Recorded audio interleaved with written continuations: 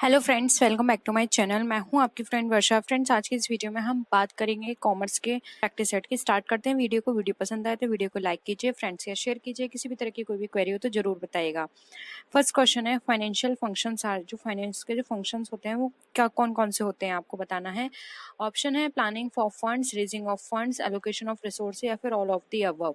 तो इसका right answer आप इजिली बता सकते हैं। जब हम फाइनेंस की बात करते हैं तो उसमें प्लानिंग भी आती है, फंड को कहाँ से रेज करना है ये भी आएगा, और साथ ही साथ हम उनका एलोकेशन किस किस जगह कर सकते हैं अपने बेटर यूटिलाइजेशन के लिए, ये भी सारी चीजें इसके अंदर आती हैं। तो ऑप्शन डी यहाँ पे हमारा राइट आंसर हो जाएगा। नेक्स्ट क्वेश्चन पे आते हैं, फाइनेंशियल मैनेजमेंट इंक्लूड। अब फाइनेंशियल मैनेजमेंट में क्या क्या चीज़ों को इंक्लूड किया जाता है। Measurement of performance, finance function, financial resource या फिर ऑल ऑफ द अबव। तो देखिए फ्रेंड्स, फाइनेंशियल मैनेजमेंट की बात करते हैं तो उसमें हम परफॉर्मेंस को मेजरमेंट का भी काम करते हैं, फाइनेंस फंक्शन की भी बात करते हैं कि हम फंक्शंस किस तरह से परफॉर्म करेंगे, इसका मैनेजमेंट करना, और साथ ही साथ जो फाइनेंशियल रिसोर्सेज हैं उनका बेटर यूटिलाइजेशन किस तरह से हो, इन सारी चीज़ों को मैनेज करना हमारा फाइनेंशियल मैनेजमेंट का काम होता है। इसलिए इन फाइनेंशियल मैनेजमेंट में ये सारी चीज़ें इंक्लूड की जाती हैं। ऑप्शन डी यहाँ पे हमारा राइट आंसर होगा। नेक्स्ट क्वेश्चन पे आते हैं, financial management is a part of. Financial management किस किस का पार्ट है। Accounting, business management, financial accounting या फिर ऑल ऑफ द अबव। तो देखिए इसका यहाँ पे हमारा जो राइट आंसर है वो है यहाँ पे ऑप्शन नंबर बी, जो कि है फाइनेंशियल मैनेजमेंट हमारा बिजनेस मैनेजमेंट का पार्ट। ठीक है, फाइनेंशियल मैनेजमेंट हमारा बिजनेस मैनेजमेंट में आता है। ऑप्शन बी यहाँ पे राइट आंसर हो जाएगा। नेक्स्ट क्वेश्चन पे आते हैं, which is the limitation of traditional approach of financial management. Financial management के ट्रेडिशनल अप्रोच के लिमिटेशंस बताने हैं। More emphasis on long term problems, one sided approach, ignorance, allocation of resources या फिर ऑल ऑफ द अबव। तो देखिए यहाँ पे इग्नोरेंस की बात की जा रही है, या फिर हम बात करें लिमिटेशंस की, तो लिमिटेशन में सारी लिमिटेशंस ही ट्रेडिशनल अप्रोच में आती हैं कि लॉन्ग टर्म प्रॉब्लम्स पे ज़्यादा एम्फेसिस करते थे, और ये वन साइडेड अप्रोच होती थी। इग्नोरेंस होता था कि हम ये इस तरह से मैनेज नहीं करते थे कि हमें एलोकेशन किस तरह से करना चाहिए, जिससे बहुत सारी प्रॉब्लम्स राइज होती थी। इसलिए ये सारी प्रॉब्लम्स हमारी लिमिटेशंस कह सकते हैं, ट्रेडिशनल अप्रोच का पार्ट है। तो ऑप्शन डी यहाँ पे हमारा राइट आंसर हो जाएगा। नेक्स्ट क्वेश्चन है, role of finance manager includes. अब जो फाइनेंशियल मैनेजमेंट मैनेजर का जो रोल होता है उसके अंदर क्या क्या चीज़ों को इंक्लूड किया जाता है। Investing and financing decision, financial analysis, all of the above या नन ऑफ दिस। तो देखिए यहाँ पर बात की जा रही है रोल की। तो रोल में देखिए इन्वेस्टिंग ऑफ फाइनेंशियल डिसीजन ये भी इसके अंदर आता है। वो इन्वेस्ट करता है सारे पहले वो सारे सोर्सेज को इन्वेस्टिगेट करता है कि कौन सा सोर्स उसके लिए बेटर है, किस में इंटरेस्ट कम देनी है, कहाँ से वो अच्छे से यानी कम रेट पर अपने फाइनेंस को जनरेट कर सकता है, रेस कर सकता है। फिर उसके बाद डिसीजन लिए जाते हैं कि इनको कहाँ पे हमें इन्वेस्ट करना है। फाइनेंशियल एनालिसिस में ये पूरी प्रोसेस हमारी आती है, इसलिए ऑल ऑफ दी अबव हमारा राइट आंसर हो जाएगा। नेक्स्ट क्वेश्चन है, the financial manager plays an important role in. अब जो फाइनेंशियल मैनेजर है वो किस तरह का इंपॉर्टेंट रोल प्ले करता है। लिक्विडेशन डिसीजन, रिकंस्ट्रक्शन, अमलगमेशन या फिर ऑल ऑफ द अबव। तो फाइनेंशियल मैनेजर की बात करें तो देखिए फाइनेंशियल मैनेजर में यहाँ पर हमें वो लिक्विडेशन डिसीजन भी देखेगा, रिकंस्ट्रक्शन भी देखेगा और अमलगमेशन भी देखेगा। यानी ये सारी ही चीज़ें ओवरऑल उसको चेक करनी होंगी कि रिकंस्ट्रक्शंस को ज़्यादा बेनिफिट होगा, लिक्विडेशन करने से ज़्यादा बेनिफिट होगा या फिर अमलगमेशन करने से उसको ज़्यादा बेनिफिट होगा। सारे टर्म्स एंड कंडीशन वो चेक करेगा, उसके साथ साथ उसके प्रॉन्स एंड कॉन्स देखेगा कि किस में बेनिफिट ज़्यादा है, किस में लिमिटेशंस हमारी ज़्यादा निकल कर आ रही हैं।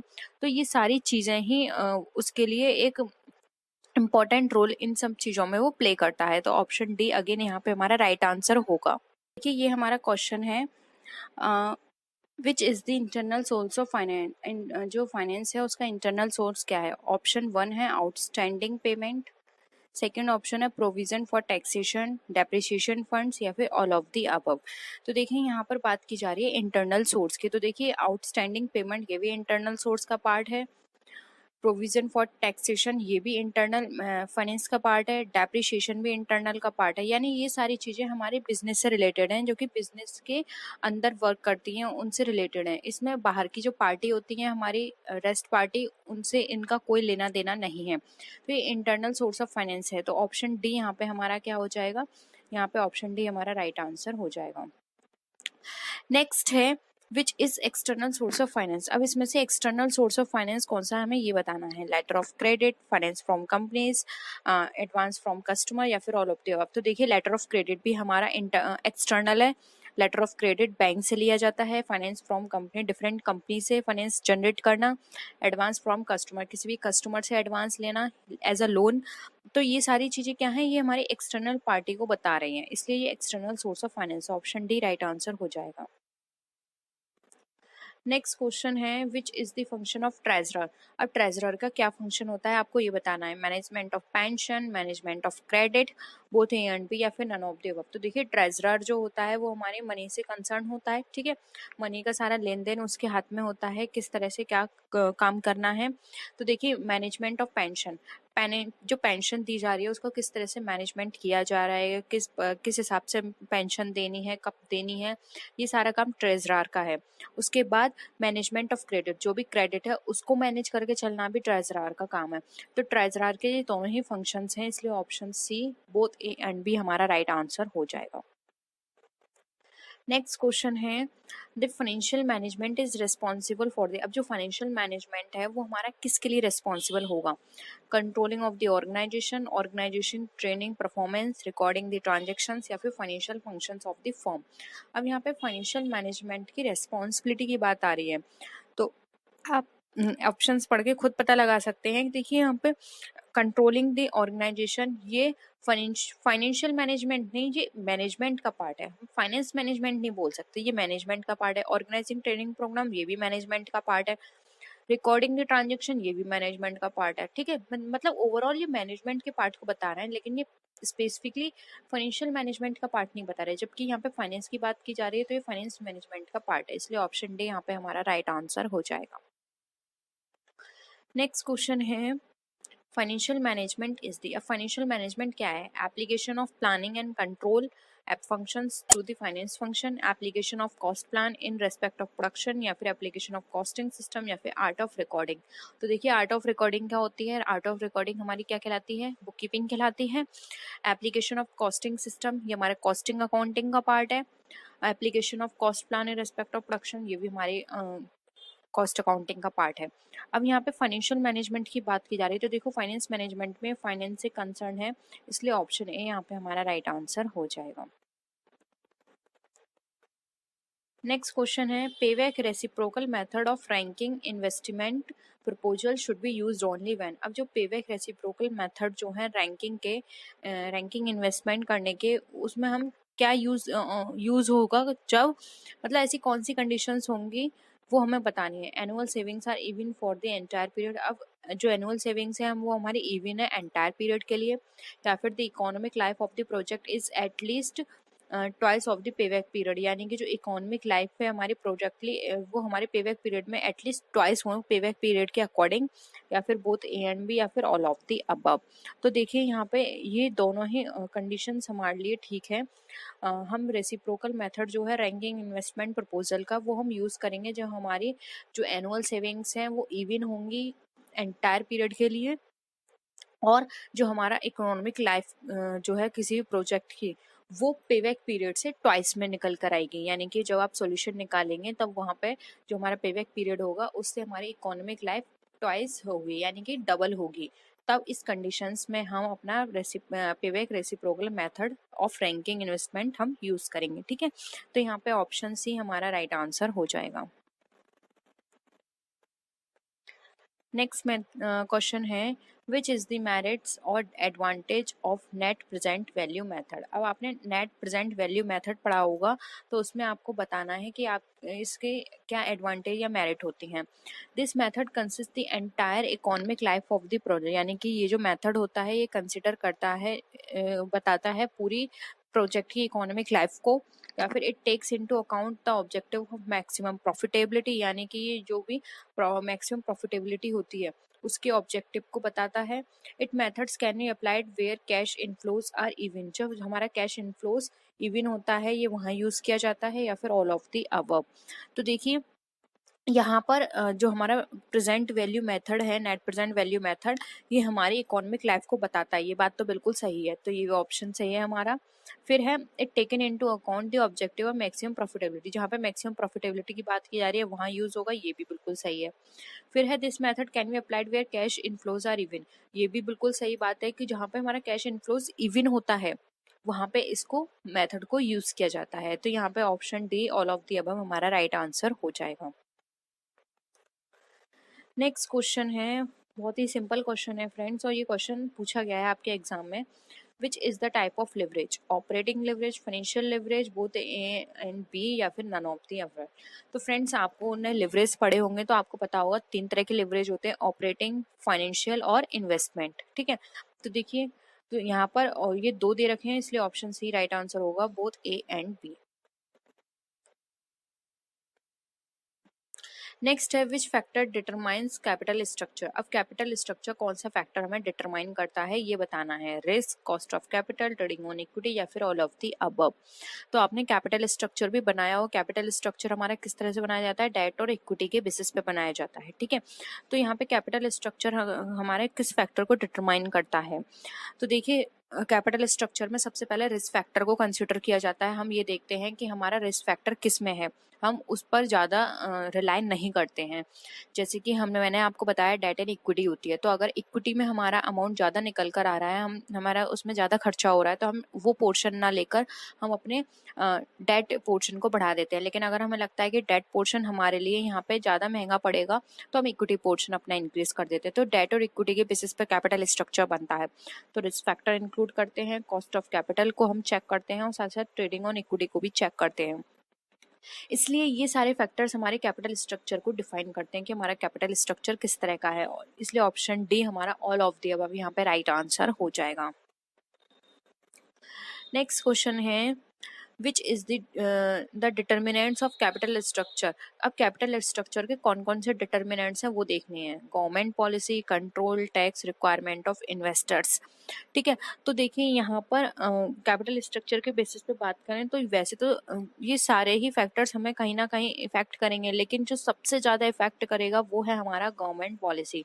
अगर गवर्नमेंट पॉलिसी में कुछ इस तरह के टर्म्स हैं कि हमारा जो डेट है वो पोर्शन पे हमें ज़्यादा इंटरेस्ट देना है, या फिर इक्विटी है उसमें हमें ज़्यादा इंटरेस्ट देना है, तो उसके बेसिस पर ये सारी चीज़ें वेरी कर जाती हैं।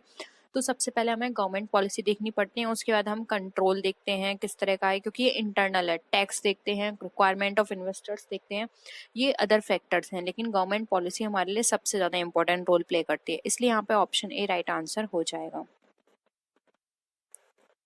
नेक्स्ट क्वेश्चन है the proposal is accepted if the profitability index is more than. अब हमारा प्रपोजल एक्सेप्ट हो रहा है जब हमारा प्रॉफिटेबिलिटी इंडेक्स जो है मोर देन कितनी होती है, ये बतानी है हमें।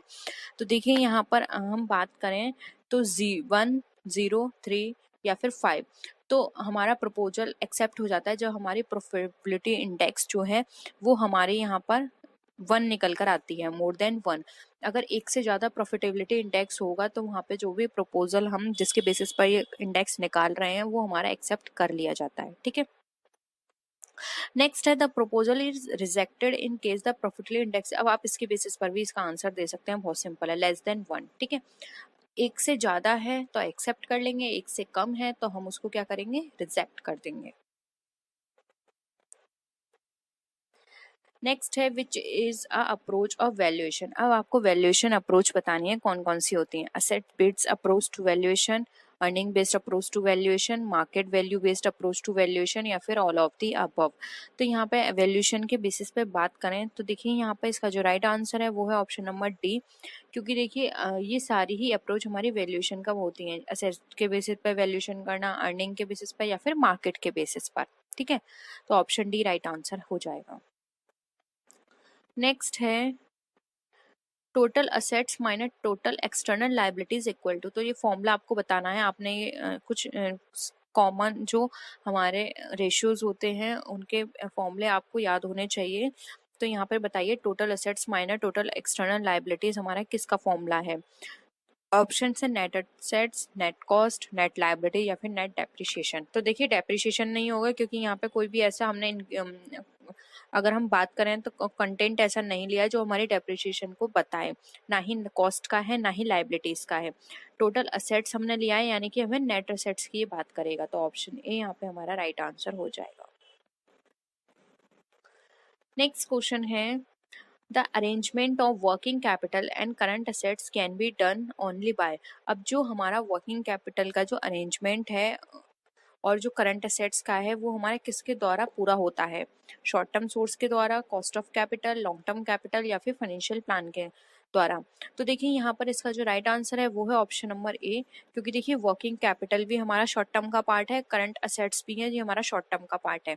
इसकी जगह अगर हमारे करंट असेट्स की जगह फिक्स असेट्स होती तो ये हमारा लॉन्ग टर्म का पार्ट हो जाता, लेकिन फिर भी वर्किंग कैपिटल दे रखा है, वर्किंग कैपिटल हमारा हमेशा शॉर्ट टर्म पार्ट को बताता है, तो शॉर्ट टर्म सोर्स के का ये हमारा पार्ट हो जाता है। नेक्स्ट क्वेश्चन है प्रॉफिट मैक्सिमाइजेशन इज। अब प्रॉफिट मैक्सिमाइजेशन क्या होता है। ऑप्शन 1 है it is indicator of economic efficiency, primary objective of business, measurement of sources of business decision या फिर ऑल ऑफ दी अबव। तो देखिए यहाँ पर अगर हम बात करें प्रॉफिट मैक्सिमाइजेशन की, तो प्रॉफिट मैक्सिमाइजेशन ये हमारी इकोनॉमिक एफिशिएंसी का इंडिकेटर होता है। यस, इसके थ्रू हम पता लगा सकते हैं कि हमारे इकोनॉमिक एफिशिएंसी किस तरह से जा रही है। अगर हमारा प्रॉफिट मैक्सिमाइजेशन इंक्रीज होगा तो हमारी इकोनॉमिक एफिशिएंसी भी इंक्रीज हो जाएगी, तो ये करेक्ट है। नेक्स्ट है प्राइमरी ऑब्जेक्टिव बिजनेस। यस, ये सब लोग बोलते हैं कि सर्विस मोटिव होना चाहिए, सर्विस मोटिव होना चाहिए, लेकिन फिर भी फ्रेंड्स ये जो हमारा प्रॉफिट मैक्सिमाइजेशन होता है ये सभी कंपनियां ये अपना बिजनेस करती हैं प्रॉफिट के लिए, तो वो ये देखती हैं कि उनका प्रॉफिट कितना हो रहा है, वो इस तरह की प्लानिंग करते हैं, इस तरह के प्रोडक्ट लॉन्च करते हैं कि ज़्यादा से ज़्यादा उनका प्रॉफिट हो, तो प्राइमरी ऑब्जेक्टिव होता है बिजनेस का, ये भी सही है। फिर है measurement of sources of business decision. अब जो बिजनेस डिसीजंस होते हैं वो सारे इसके थ्रू मेजर किए जाते हैं, यानी बिजनेस डिसीजन की सक्सेस, यानी कि किसी भी कंपनी ने कोई भी नया प्लान लॉन्च किया था जिसके बेसिस पर उसे ज़्यादा प्रॉफिट हुआ, कोई प्रोजेक्ट उसने किया था, कोई एडवर्टीजमेंट करवाया था, तो ये सारी चीज़ें ये बताती हैं कि मैंने जो एडवर्टीजमेंट करवाया था वो हमारा सक्सेस रहा क्योंकि प्रॉफिट हमारा इंक्रीज हो गया, या फिर हमने जो न्यू जो भी हमने पॉलिसी अडॉप्ट की थी, जो भी न्यू प्लान बनाए थे वो हमारे सक्सेस रहे क्योंकि हमें प्रॉफिट इंक्रीज हुआ, तो ये भी हमारा करेक्ट है। तो ऑप्शन डी यहाँ पे हमारा राइट आंसर हो जाएगा। नेक्स्ट क्वेश्चन है if the equity shareholder purchases the shares of the company at more than the face value of the shares then the dash is calculated। यानी कि कोई इक्विटी शेयर होल्डर है उसने purchase किए हैं कंपनी के shares को, और वो जो परचेज किए हैं शेयर्स वो फेस वैल्यू से ज़्यादा के हैं, तब हम क्या कैलकुलेट करेंगे, dividend yield ratio, earning yield ratio, पे आउट रेशो या फिर डेट इक्विटी रेशो। तो देखिए यहाँ पर इसका जो राइट आंसर है वो है ऑप्शन नंबर बी, वहाँ पर हम अर्निंग यील्ड रेशो चेक करेंगे कि हमारी कितनी अर्निंग हुई, ठीक है, ऑप्शन बी राइट आंसर है। नेक्स्ट क्वेश्चन है the cost of depreciation funds is calculated according to. अब जो डेप्रिसिएशन फंड की जो कॉस्ट है वो किसके अकॉर्डिंग कैलकुलेट की जाती है, opportunity cost theory, flow accounting theory या फिर रिजर्व थ्योरी। तो यहाँ पर डेप्रिसिएशन फंड्स की कॉस्ट की बात की जा रही है, तो इसका राइट आंसर होगा ऑप्शन नंबर ए। जो डेप्रिसिएशन फंड की जो कॉस्ट है वो हम अपॉर्चुनिटी कॉस्ट थ्योरी के बेसिस पर कैलकुलेट करते हैं, ऑप्शन ए राइट आंसर है। नेक्स्ट क्वेश्चन है if cash inflows are not uniform the calculation of payback period takes. यानी कि जो हमारे कैश इनफ्लोज जो होते हैं वो हमारा यूनिफॉर्म नहीं होता, यानी अनइवन होता है, the calculation of payback period takes. तो कैलकुलेशन जो होती है पेबैक पीरियड की वो क्या लेती है, कॉमन प्रॉफिट को, फेवरेबल पोजीशन, क्यूमुलेटिव फॉर्म या फिर ऑल ऑफ द अबव। तो इसका राइट आंसर है ऑप्शन नंबर सी, वो हमारे क्यूमुलेटिव फॉर्म को लेती है, क्योंकि यूनिफॉर्म नहीं है, अनइवन है, तो उसको क्यूमुलेटिव प्रोसेस से उसको चेक करना पड़ेगा पेबैक पीरियड को, ठीक है, ऑप्शन सी यहाँ पे हमारा राइट आंसर है। अब आता है capital budgeting. Capital budgeting is, अब कैपिटल बजटिंग क्या है, related to long term, long time है, अब प्रॉफिट है, रिलेटेड टू शॉर्ट टाइम है, या फिर सेल्स है। तो कैपिटल बजटिंग की यहाँ पर बात करें तो कैपिटल बजटिंग हमारा लॉन्ग टाइम के लिए होता है, ठीक है। ये हमारी फ्यूचर के लिए हम बना के रखते हैं बजट, जैसे कि आपको पता है बजट किसके लिए होता है, फ्यूचर के लिए होता है, तो ये लॉन्ग टाइम के लिए होता है, ठीक है। नेक्स्ट है capital budgeting actually the process of making investment decision sense, यानी जो कैपिटल बजटिंग है वो हमारी एक्चुअली किस चीज़ की प्रोसेसिंग बताती है इन्वेस्टमेंट डिसीजन में, सेल्स प्लानिंग की, प्रोडक्शन प्रोसेस एंड स्टाइल की, फिक्स असेट्स की, या फिर करंट असेट्स की। तो देखिए यहाँ पे हमारा जो राइट आंसर होगा, जो कैपिटल बजटिंग होती है वो हमारी इन्वेस्टमेंट डिसीजन लेती है हमारे फिक्स असेट्स के बेसिस पर। तो ऑप्शन सी यहाँ पे हमारा राइट आंसर हो जाएगा। तो फ्रेंड्स आज के लिए इतना ही। आई होप आपको क्वेश्चंस पसंद आए होंगे। आपके टोटल कितने क्वेश्चंस ठीक हुए प्लीज़ कमेंट सेक्शन में ज़रूर बताइएगा, और किसी भी तरह की कोई भी क्वेरी हो तो ज़रूर बताइएगा। नेक्स्ट वीडियो में फिर मिलते हैं आपसे और भी वीडियोज़ के साथ। तब तक के लिए टेक केयर, बाय बाय।